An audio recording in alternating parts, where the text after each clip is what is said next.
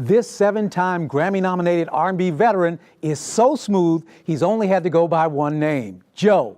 The legendary Joe Thomas has served up his 12th studio album, and he's here with us today. Washington Full Circle starts right now.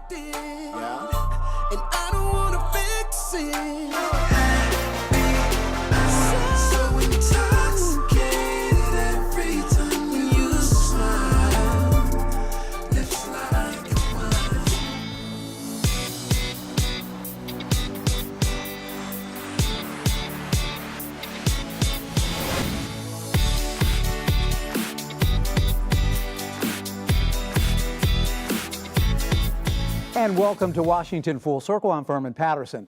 When your music has been streamed by the hundreds of millions and you've had over 500 million video views, all you need is one name, and that name is Joe. Joe Thomas, thanks so much for stopping by. It's my pleasure. And let me making fun of your name. It's now, all good. You've always been known as Joe. Always. Everyone knows and loves your music. Why did you decide now that you're going to be Joe Thomas and name your new album that? Really, the album hashtag My Name is Joe is more of an homage to the biggest record I have to date, which is My Name is Joe. And partly also just wanting to bring music back to that beautiful era for me, for one, and also just trying to make something that is just so connected and something that is so heartfelt and passionate. For R&B, we're in a tough place right now, and it takes someone that's willing to go back and sacrifice whatever sacrifices those are, which is stay up late and rack your brain trying to come up with great lyrics and put it all together. What was the catalyst for the songs here? What did you have to reach into to get this sound this time around? Well, I think it was more so for me connecting with, what happens in relationships and the good, the bad, and have some sort of experience relative enough to the audience that's listening, that it relates to them as well. So first and foremost, it was about just going at it at the basic level where I just start with a guitar or sit at the piano and just create a song, and then add the production later on. So I wanted to start as organic as possible. And I think achieving that allowed it to just take shape into something a little different, make it a little bit younger as well, Right. Because I think that this generation needs to hear what certain levels of songs were back then. They were respectful, they had a lot of substance to it. And I just want to bring that, especially for my core audience, but also for the next generation. We do hear that a lot from artists, saying that what's missing from today, the beats are good, the sound is good, but the lyrics, the message, some real message is missing. Yeah. Well, you have a few songs out there that are very fun.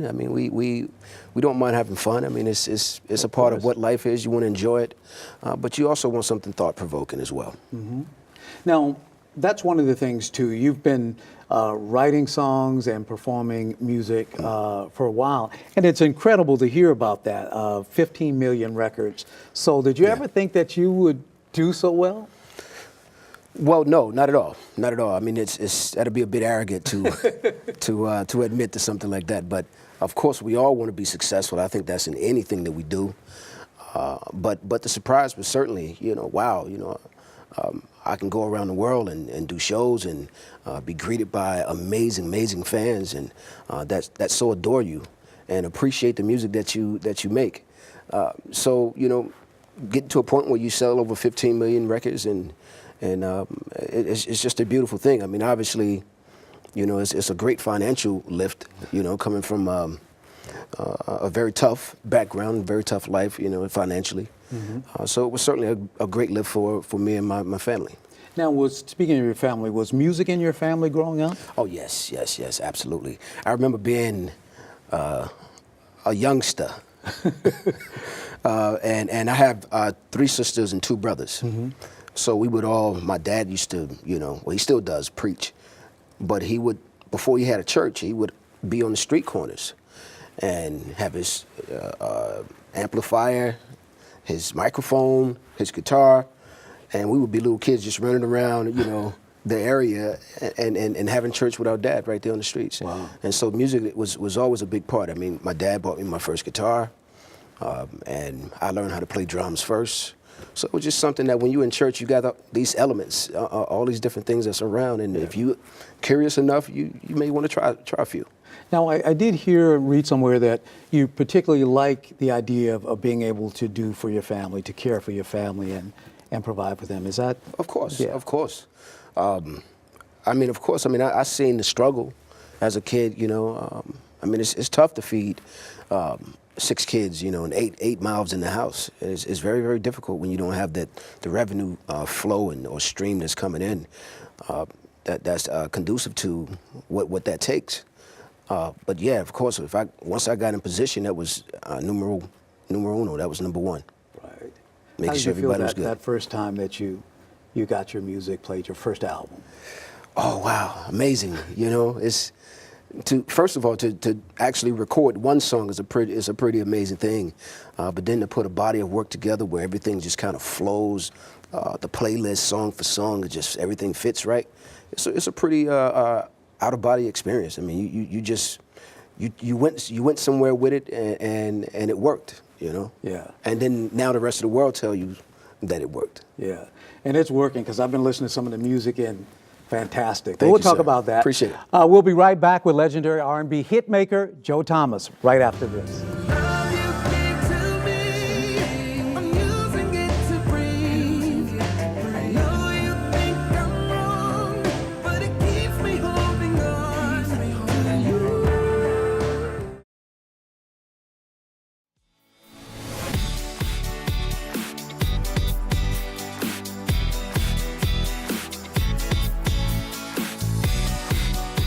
And welcome back to Washington Full Circle. In our studio today is Joe. That's Joe Thomas, the R&B artist whose voice has sold over 15 million records, plus his songwriting skills have yielded 70 million records sold.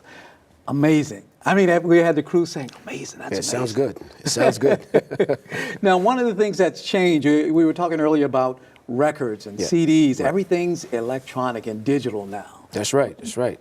I mean, you know, that's the new wave. I mean, I think this new generation has sort of dictated how this is going to go, and we got to follow suit. I mean, if it's digital instead of hard copies, I still love the hard copies. You know, having a physical CD, or even take it back further, I've also had the cassettes. I've had the Don't album. say 8-track. The album. Oh, I can't go that far back. No, I didn't do the 8 tracks. I was still in the womb, probably, I'm sure, at that time. But I mean, you see how things transition, and it has always done that throughout the history, and so I mean, you just got to change with times. Yeah. Yeah. We're going to look at something right now. You've already done a couple of music videos for your new album. And now from his 12th studio album, #My Name is Joe Thomas. Here's a look at the music video for his new single, So I Can Have You.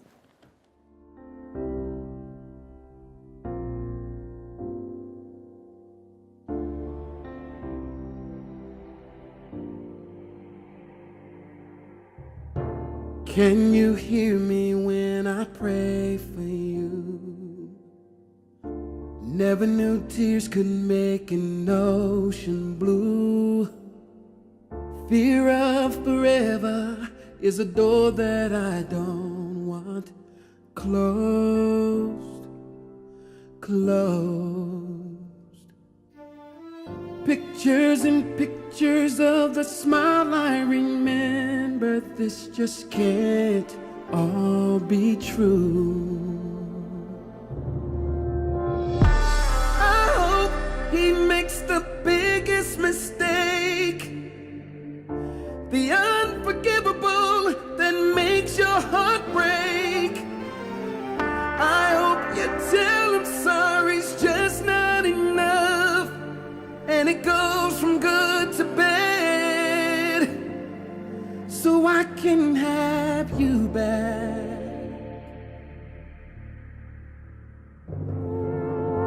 So many memories tells how long it's been, and I accept the blame as to why you're with him. He wouldn't approve of us just being friends. Please, that's all I need. Out of respect, I'll back away.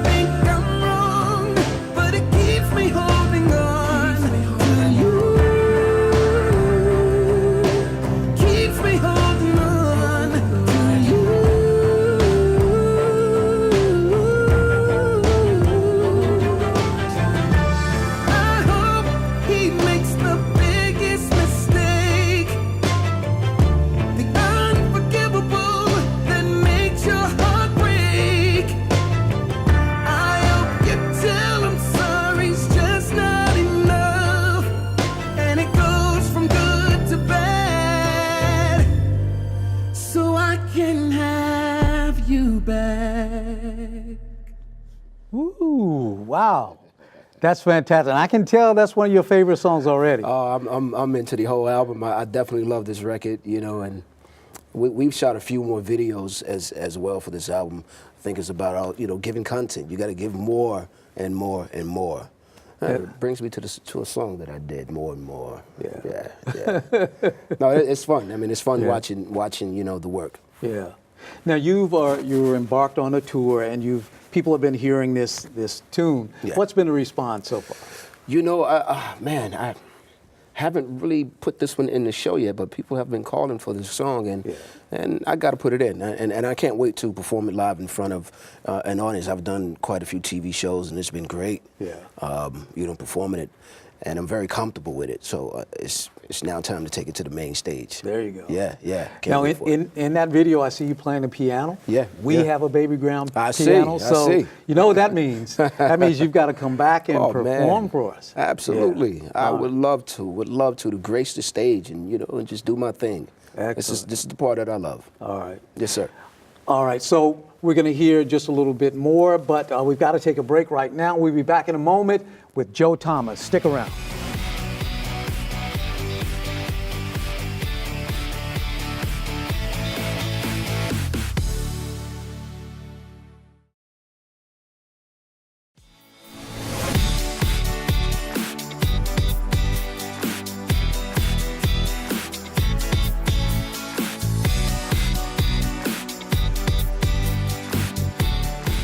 And welcome back to Washington Full Circle, and today's musical guest, Joe Thomas, who seems to like our show's theme song. Y'all jamming in here. Now, I read somewhere, someone asked you what female artist, recording artist, you'd most like to do a duet with, and you said Sade.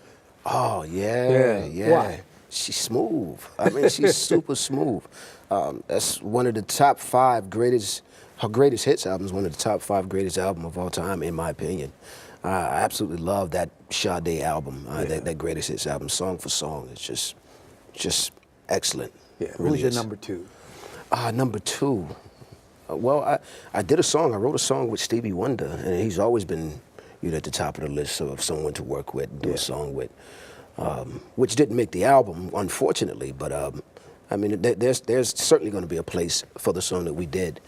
Man, it's so many great artists out there. So many great ones we have lost as well. Yes. From Michael and Prince and Whitney. Yeah. Would have loved to do a duet with them. Luther Vandross. Yeah. Today, I mean, I love Beyonce. I think she's amazing. I would love to do a record with her. That I would did be a a good record with her homegirl, her bestie, Kelly Rowland, and we won a Grammy for one of the songs that we did together. And I'm sorry, a Grammy. Well, I wish.